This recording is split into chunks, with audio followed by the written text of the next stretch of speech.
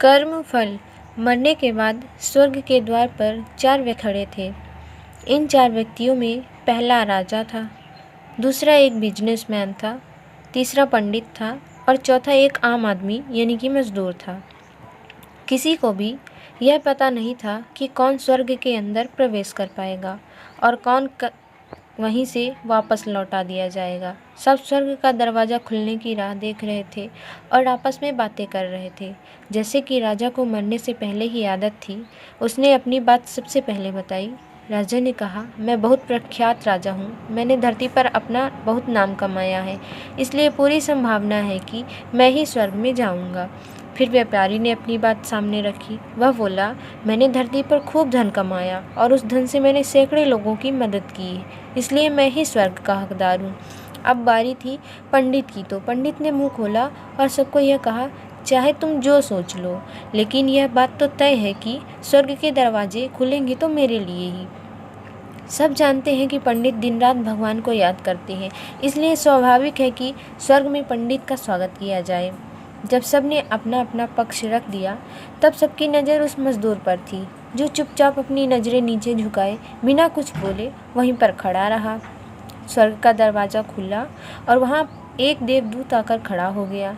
देवदूत के हाथों में एक पुस्तक थी, जिसमें इन सभी के कर्मों के बारे में लिखा हुआ था। देवदूत ने सबसे पहले राजा को अपने पास बुलाया और उसको पूछा, तुम बताओ, तुमने अपने जीवन में क्या क्या अच्छे कर्म किए हैं। मैं उन्हें इस पुस्तक में देखकर फैसला करूंगा कि तुम्हें अंदर आने देना है या नहीं। राजा ने कहा, मेरा राज्य जितना बड़ा था उतना ही समृद्ध था और मेरी राज्य के सभी लोग खुशहाल थे। सभी बड़े आनंद से रहते थे। मैंने उन्हें कभी भी किसी भी चीज़ की कमी नहीं होने दी। यही मेरे अच्छे कर्म हैं। देवदूत ने अपने पुस्तक में देखा और देखने के बाद राजा से कहा, तुम सच बोलते हो। तुमने अपने राज्य की प्रजा को बहुत सुखी रखा था, लेकिन तुमने अपने राज्य की सीमा बढ़ाने के लिए जितने युद्ध किए थे, उन युद्ध की वजह से हजारों सैनिकों ने अपनी जान गंवा दी थी। उन हजारों सैनिकों के परिवार के दुख का कारण तुम बने थे, इसलिए तुम स्वर्ग में नहीं आ सकते। अब बारी थी व्यापारी की। व्यापारी से जब देवदूत ने पूछा कि तुम्हारे अच्छे कर्म क्या हैं, तब व्यापारी ने उससे कहा, मैंने सैकड़ों लोगों को खाना खिलाया है, कई आश्रमों में दान किया है, कई निराश्रित लोगों के लिए घर बना कर दिया। यह मेरे अच्छे कर्म हैं। देवदूत ने फिर से अपने पुस्तक में ध्यान से देखा और देखने के बाद व्यापारी से कहा, तुम्हारा कहना भी ठीक है कि तुमने बहुत दान धर्म किया है, लेकिन यह दान धर्म तुमने जिन पैसों से किया, उन पैसों को कमाने के लिए तुमने न जाने कितने झूठ बोले हैं, कितनी हेरा फेरियाँ की हैं और कितनी मिलावटें की हैं, इसलिए तुम भी स्वर्ग में नहीं आ सकते। जब पंडित से यही सवाल किया गया, तो पंडित ने बड़े ही आत्मविश्वास के साथ कहा, मैंने अनगिनत लोगों को ज्ञान दिया है, हजारों यज्ञ और पूजाएं की हैं और दिन रात भगवान का जाप किया है। इससे अच्छे कर्म और क्या ही हो सकते हैं। देवदूत ने अपनी पुस्तक के अंदर झांक कर देखा और पंडित से कहा, आपने जितने भी लोगों को जो भी ज्ञान दिया, उन बातों पर खुद कभी अमल नहीं किया। आपने यज्ञ, पूजा या भगवान का नाम निस्वार्थ भाव से कभी नहीं लिया, इसलिए आपका भी स्वर्ग में आना प्रतिबंधित है। मजदूर यह सब देखकर हैरान था। वह अब तक जिन्हें महान समझता आ रहा था, उनकी व्याख्या स्वर्ग के दरवाजे पर आकर बदल गई थी। धरती पर जिन कामों को अच्छा समझा जाता है, उनका यहाँ पर कोई मूल्य नहीं था।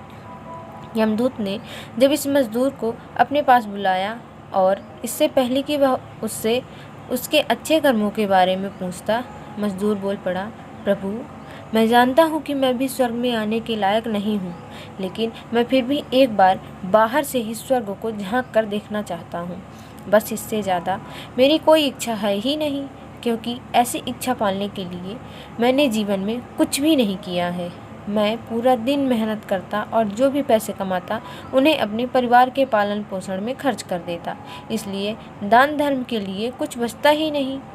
लोगों की भला मैं क्या सेवा करता, क्योंकि काम के बाद जो थोड़ा सा समय मिलता उसको अपने ही बूढ़े माँ बाप की सेवा में बिता देता। और यह सब करने के बाद मैं कभी कभी मंदिर भी चला जाता और भगवान से जैसा भी मुझे दिया है उस जीवन के लिए धन्यवाद कहता। देवदूत ने अपनी पुस्तक में बड़े ध्यान से देखा और थोड़ी देर देखते ही रहा। फिर उसने मज़दूर से पूछा कि तुम याद करके बताओ, तुमने कभी तो कोई अच्छा काम किया होगा। मज़दूर ने थोड़ी देर सोचने के बाद बोला, हाँ, मुझे थोड़ा थोड़ा याद है। एक बार मैं बहुत भूखा था और मैं खाना ही खाने बैठा था कि एक बहुत ही कमज़ोर कुत्ता जो ठीक से चल भी नहीं पा रहा था, वह मेरे पास आ गया और मेरे खाने को देखने लगा। तब मैंने अपनी रोटी उसे खिला दी थी और उस दिन मैं खुद भूखा सोया था। मज़दूर की बात सुनने के बाद देवदूत मुस्कुराया और मज़दूर को बड़े सम्मान से स्वर्ग के अंदर लेकर गया। दोस्तों, अच्छे कर्म लोभ, मोह, माया इन सब भाव में आकर नहीं किए जाते और ना ही उन्हें अच्छे कर्मों की श्रेणी में गिना जाता है। निस्वार्थ भाव से किया गया एक ही अच्छा कर्म भी आपके जीवन के सारे पाप धोने की शक्ति रखता है। इसलिए जब भी मौका मिले निस्वार्थ भाव से अच्छे मन से अच्छे कर्म किया करें। अगर वीडियो पसंद आया हो तो लाइक शेयर सब्सक्राइब जरूर।